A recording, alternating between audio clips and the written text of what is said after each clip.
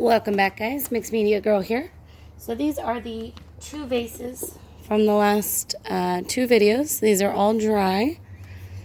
So there's the first one from the clean pour, and this is the one from the dirty pour with the tree ring. Now first, before we do anything, I want to show you the difference between like how they look sealed or not sealed.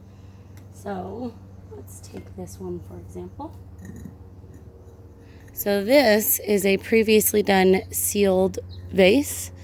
See how glossy that is? Versus this is matte. Okay? Now, first common question is, do you need to seal your vases?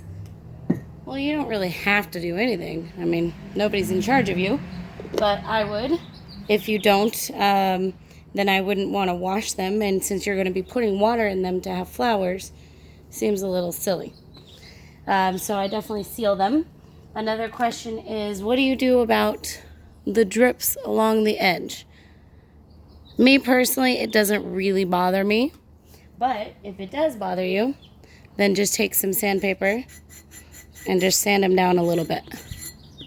That's all. Nothing more complex than that. Okay, so if you want to get a nice even finish up there, you'd want to sand it a little bit more. Of course, I would recommend sanding it after you varnish anyways, because the varnish is going to drip down. Well, it's not varnish, but I seal mine with this Rustoleum Crystal Clear Enamel Spray. So we're going to go ahead and spray these. And you've got to, of course, make sure you get the whole thing. So go down all the sides, under any lips there. And of course go around to the other side. And definitely varnish or seal with whatever you're sealing with outside. Generally these are relatively toxic.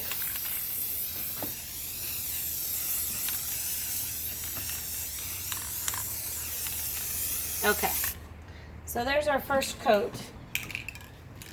You want to get a nice even coat. You don't want to overspray it, because then you will definitely have a lot of drips. Just give it a nice even coat, and then you can come back in about 30 minutes. I know I just said that twice. I was reading the back of the can. And spray it again if you'd like.